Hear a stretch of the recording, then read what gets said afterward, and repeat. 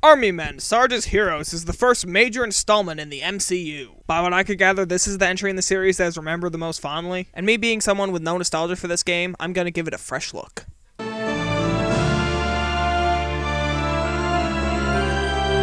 The graphics are mediocre. The textures and the lighting are very low quality. Also, the game slows down a lot. However, I do appreciate how colorful this game is, especially in the real world levels. But this game looks more like an upgraded N64 game than a proper Dreamcast game made for the hardware in mind. Probably because it was. 3 to 5.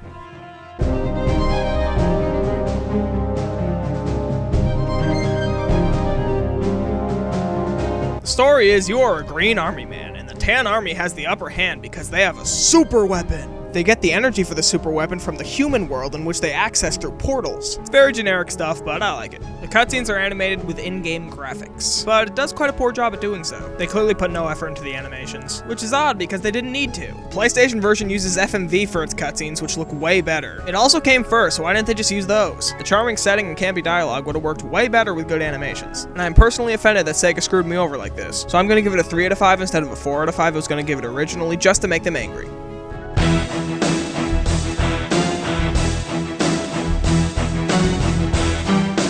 The sound in this game is really good. In fact, it's the highlight of the experience for me. The levels in the army world have intense and catchy music, while the levels in the human world have more lighthearted and charming music. All very high quality stuff that I use regularly on my other channel. I also like the voice performances by Jim Cummings. He plays a couple of characters in this game.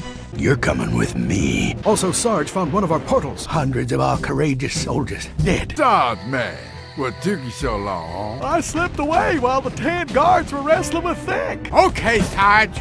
What's a portal? That about covers it. Dude, that was like too close. What, a return to Fort Plastro? No thanks. So you want to die? Well, then we'll all die. And of course, when I say a couple of the voices, I mean every character in the game, except for Busty Bimbo, but she doesn't count. The sound isn't perfect though. During gameplay, sometimes you'll have to play in complete silence because the music fails to loop. Music in a racial genocide is like peanut butter and jelly. And the reason I don't go on racial genocides in real life is because no music plays. I would only hear a bunch of black children screaming, and that's boring. So I'm gonna have to give it a 4 out of 5.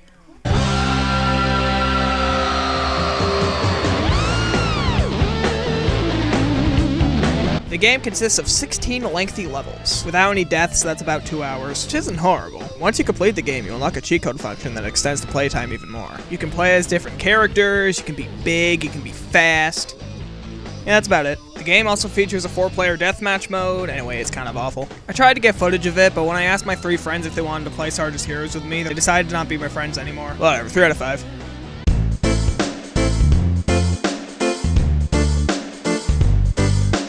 The game's a 3D run-and-gun platformer, and my biggest problem with it is the controls. It controls tankish, but it also finds a way to be slippery, which makes the more precise platforming sections really difficult for all the wrong reasons. You can also strafe, but that really only helps you dodge enemy bullets because you can't move forward and strafe at the same time. Also, I know this looks more like a third-person shooter, but you don't aim your weapon. You just push the shoot button, then the bullet does its own thing, for better or worse. That really makes more of a running gun due to the fast-paced nature of it all. However, you can go in a first-person view for more precise shooting, but that heavily slows down the game, and that's not fun. And neither is the difficulty. This game is really unfair at times, especially since there's no checkpoints. And this game came out in 2000, so it's a no-brainer to add those in your game at this point. Also, you're just one soldier dealing with landmines, tanks, helicopters, so either you have to play the game safe, which isn't fun, or you run and gun, but then you'll die of a bunch of cheap deaths. Either you're gonna be frustrated or bored.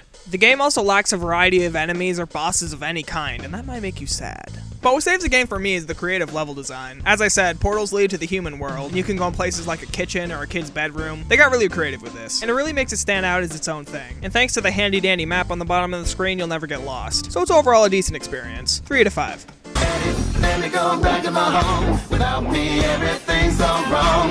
Eddie, let me go back to my home. Let me put things back where they belong. Eddie, let me go back to my home. Without me, everything's